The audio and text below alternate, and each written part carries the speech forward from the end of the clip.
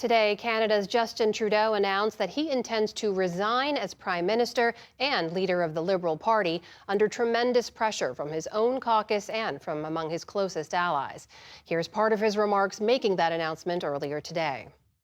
I have always been driven by my love for Canada, by my desire to serve Canadians, and by what is in the best interests of Canadians.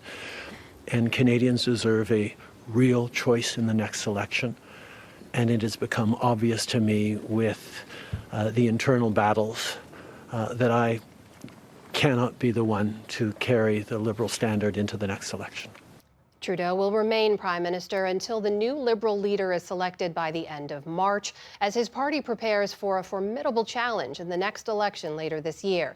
I'm joined now by Professor Roland Paris. He's director of the Graduate School of Public and International Affairs at the University of Ottawa and a former senior advisor on foreign policy to the Prime Minister of Canada. Professor Paris, welcome. So we should say there have been signs this was coming for months, but help us understand why this is happening now. And was his resignation, in your view, inevitable?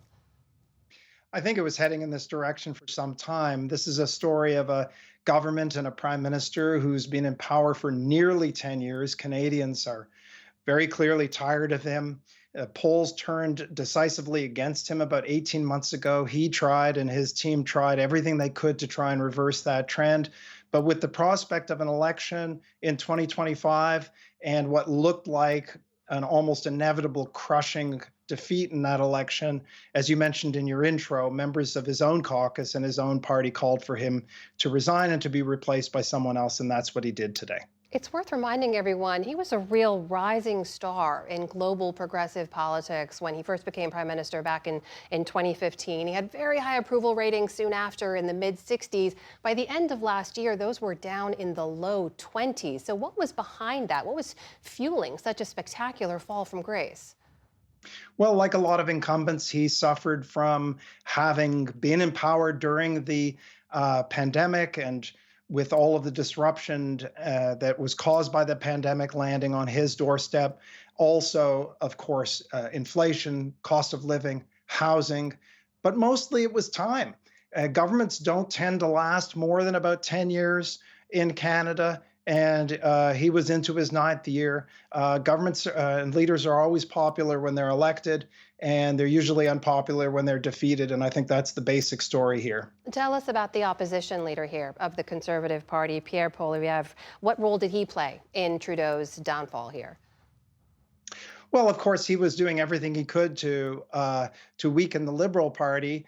He's in an interesting position right now because the opposition Conservative Party is 24 points ahead in the polls, and if there were an election today, that would likely result in a really crushing majority victory for the opposition Conservatives. So it seems like it's his job for the taking. At the same time, his net approval ratings are negative 17, so a lot of Canadians haven't really warmed up to him yet.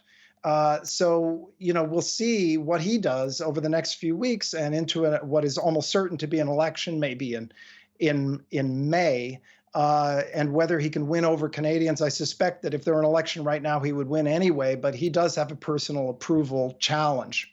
Professor Paris, what about the role of the U.S. president-elect here, Donald Trump? He has mocked Mr. Trudeau. He has dismissed him as a governor rather than a prime minister. He threatened tariffs that prodded Trudeau to quickly fly down to Mar-a-Lago to discuss with him in person. And today, Mr. Trump posted this. He wrote, quote, "Many people in Canada love being the 51st state. The United States can no longer suffer the massive trade deficits and subsidies that Canada needs to stay afloat. Justin Trudeau knew this and resigned." He goes on then to suggest that Canada should merge with the United States. But do you think that Mr. Trump and his attitude towards Trudeau played a role in his weakening in any way?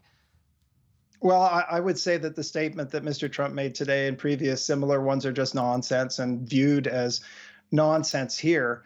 And the dynamic that led to Mr. Trudeau resigning today was underway long before Mr. Trump was elected in November. But that said, Trump's threat of imposing 25% tariffs on Canada and other countries once he takes office, that is taken very seriously here. It would have devastating effects I should say, with regard to Mr. Trump's comments about Canada's trade surplus, that's really the result of Canada selling to the United States resources that the United States wants, including oil and electricity. 50%, more than 50% of the crude oil imports in the United States come from Canada. Lots of the critical minerals that fuel America's technological industries come from Canada. I don't think Mr. Trump wants to cut off those things.